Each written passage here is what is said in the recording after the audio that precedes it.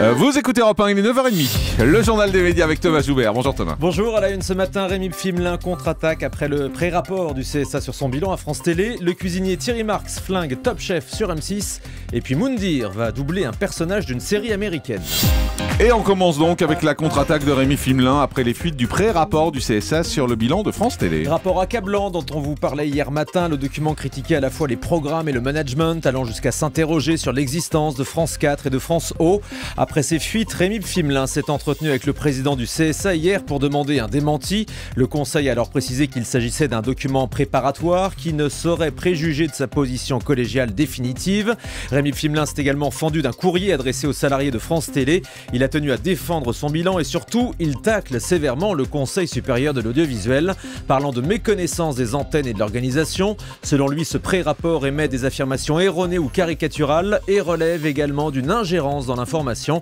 Le rapport définitif du CSA devrait être édulcoré. Il sera connu dans les prochaines semaines. Le chef Thierry Marx explique les vraies raisons de son départ de Top Chef. Et il n'y va pas avec le dos de la cuillère, ce qui est amusant pour un cuisinier. Dans une interview à Téléstar, l'ancien juré de l'émission confie qu'avec ses collègues Christian Constant, Guylaine Arabian et Cyril Lignac, ils avaient juste envie de continuer à montrer de jolies choses dans la cuisine, mais pas de la télé-réalité. Il reproche en fait au programme d'M6 de trop surligner ce côté télé-réalité. Thierry Marx explique qu'il ne voulait pas tomber dans le cliché du chef râleur qui parle fort et qui a un avis sur tout. Je ne suis pas un acteur, alors ça sonne faux, dit-il. En clair, il explique qu'il a arrêté Top Chef car ce n'était plus le style de télévision qui lui convenait. Mademoiselle Agnès, la spécialiste mode de Canal+, a refusé de participer à l'émission de D8 Projet Fashion. Cette émission adaptée du format Project Runway mettra en compétition des jeunes stylistes face à un jury prochainement sur D8. Mademoiselle Agnès a bien été approchée pour être membre du jury, mais elle a refusé. Pour quelle raison? Elle s'en est expliquée sur le plateau du Figaro TV. Non, j'ai pas voulu. En fait, je voulais plus, moi. Éventuellement l'incarner et être un vrai lien avec les candidats et les membres du jury. Éventuellement me permettre de faire le jury quand ça pouvait aider les uns et les autres.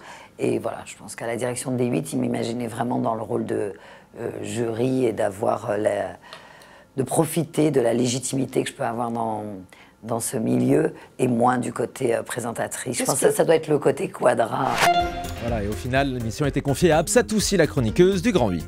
La prochaine cérémonie des Césars sera, elle, présentée par le comédien Laurent Lafitte. Il avait dû décliner l'année dernière car il jouait au théâtre en même temps, mais pour l'année prochaine, ce sera bon. Rendez-vous donc en février 2015. Laurent Lafitte l'a annoncé lors de la soirée anniversaire de Canal+, mardi soir, pendant un sketch avec Guillaume Gallienne.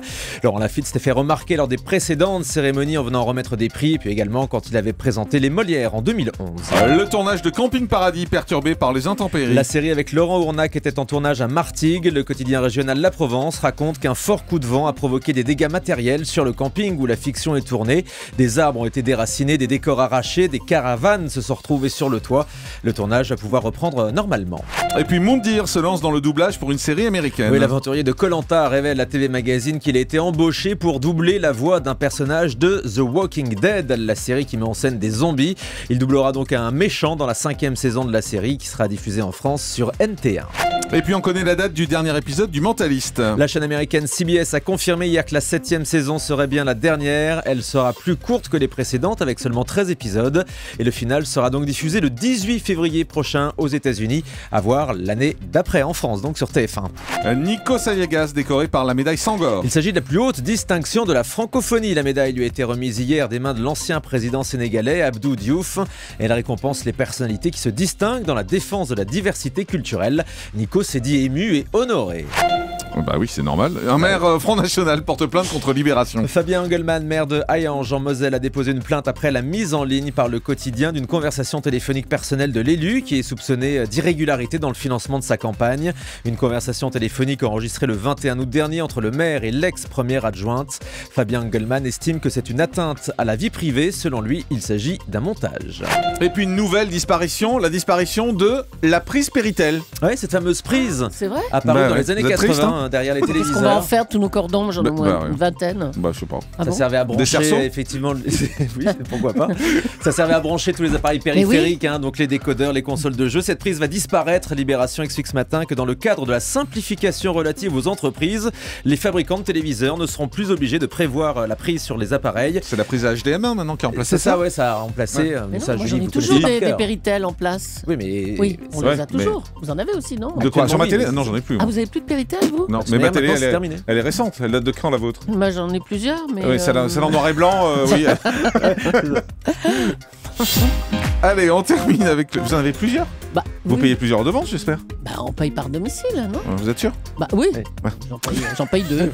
Vous payez 2 À la redevances? campagne et à Paris. C'est bien, c'est bien. Vous faites marcher le service public. C'est grâce à vous qu'on a de beaux programmes sur le service Bah, je suis bien public. obligée, j'ai pas le choix.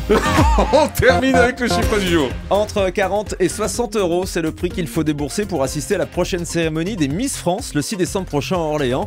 La billetterie est ouverte depuis hier. Si vous voulez assister donc au couronnement de la nouvelle Miss, il faudra dépenser cette importante somme comme pour n'importe quel spectacle. Entre 40 et 60 euros, c'est pas donné quand même. C'est le moins qu'on puisse dire. Voilà. Et puis je vous signale qu'on apprend à l'instant le décès du guitariste Manitas de Plata, qui est mort à 93 ans à Montpellier. C'est sa famille qui l'annonce à l'instant. Dépêche AFP qui nous parvient. Le grand direct des médias, Jean-Marc Morandini.